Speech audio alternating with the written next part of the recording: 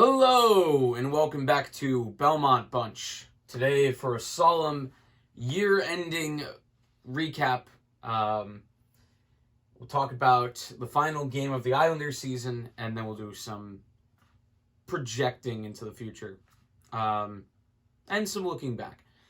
Anywho, the Islanders lose, and they had nothing left. It's pretty clear because the only offensive chance they were really able to create was a Beauvillier semi-breakaway that was just created by his skating.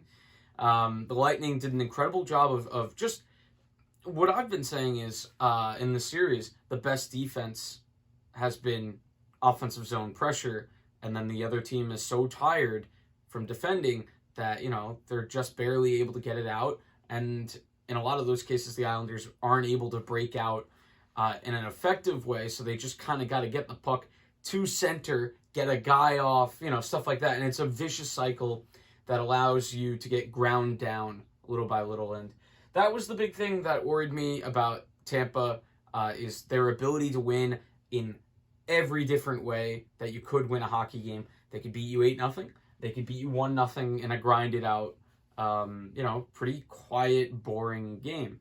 And they do, both of those in this series. And there's not really a lot to say, honestly. The goal is frustrating, obviously, because shorthanded. And it's weird that the Islanders get so thoroughly outplayed and still, they get one bounce and it's tied. I don't know. They just had nothing left. And Tampa Bay did, a really good job of just not providing the Islanders with any opportunity to break out from their own zone or get anything set up. And the Islanders, the goal is catastrophic because you got three guys, staring at puck watching and not covering the middle, and there's not anything that Varlamov could do. Not having Pajot banged up definitely didn't help. He was not effective in the series at all. That's a key piece that really didn't have anything, coming into the series. And it got me to the point that, I thought maybe they should have just taken him out, put Zajac centering that line, and that's the way that you get, that's the way that you keep Leo in the lineup if you're Barry and you like having Leo in the lineup, but you also get Wahlstrom in. Who knows, it would still be a downgrade because Pajot is more of a playmaker. You would still have good face-off stuff from Zajac, who's a good face-off taker. But these aren't the reasons that they lost. Tampa Bay is just a better team that is their roster construction is more balanced. And the Islanders, they get a lot out of coaching, obviously. And they get a lot out of team chemistry, obviously. So for me, projecting forward into the offseason, because we're already kind of done talking about the game. Nothing happened. Other than me getting absolutely trashed afterwards. But yeah, it's one of those games. There's not really a lot to say. Everybody's already said it, but I'll say it as well because I agree with them.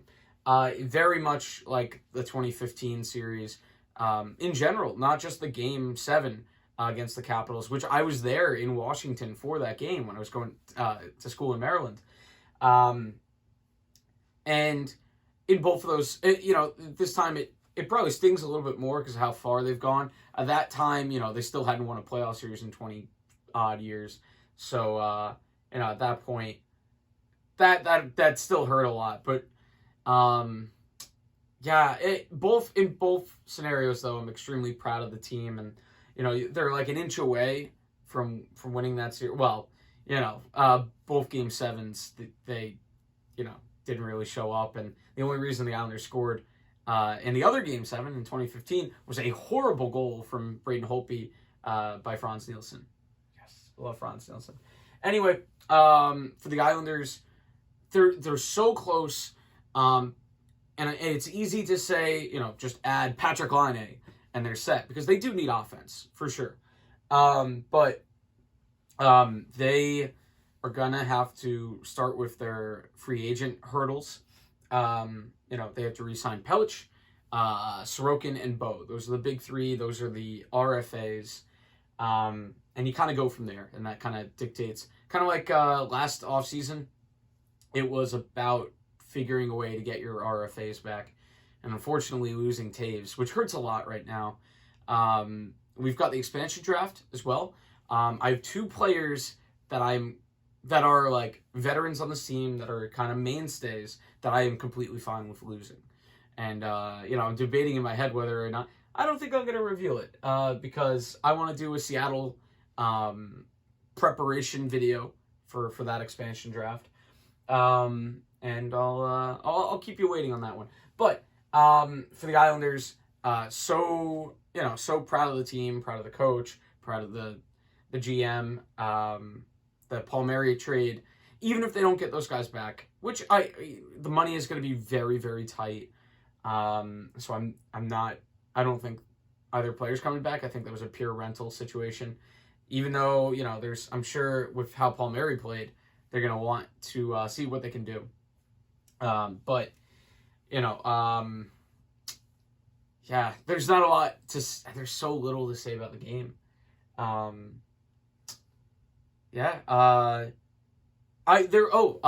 Something that definitely of note, and something about the game that, did instill some hope in me, which is tough to do mid-game.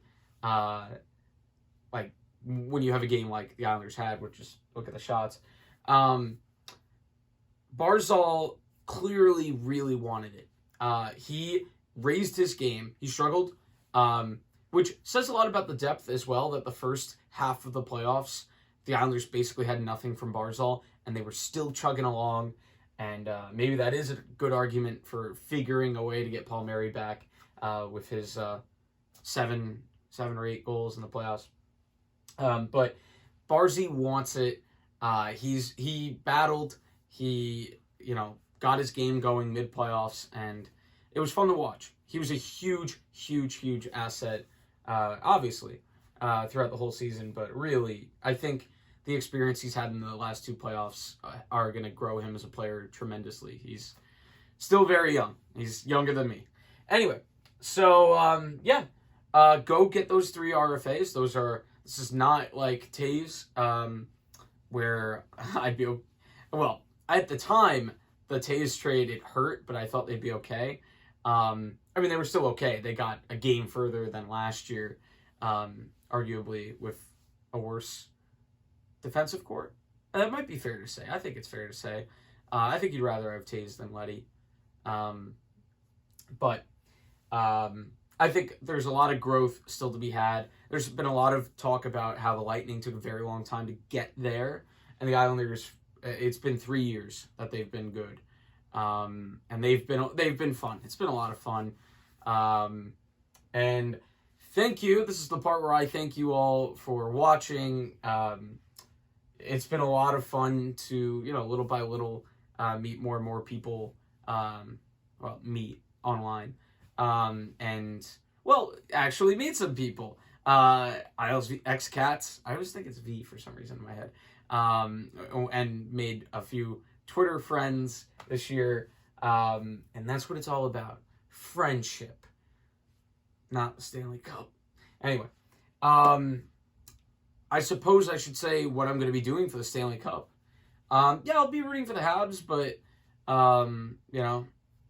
I respect the work the Lightning have done. It's very impressive. And, if they win, they've been the best team. And I am angry at myself more so now for, I had them winning the first round, but underestimating their ability to, just get all in. And I know part of that is Kucherov coming back. And they're going to have to do stuff in the offseason to get under the cap. But they're a tough team, and they're going to be here. They're going to be here a while longer. Anyway, that's the video. Thank you all so much for your continued support throughout the year. This isn't the end of Islanders stuff for the year, though, because we're going to have, like I said, expansion stuff. I'm going to have a video on what they can do in the offseason. And that is it.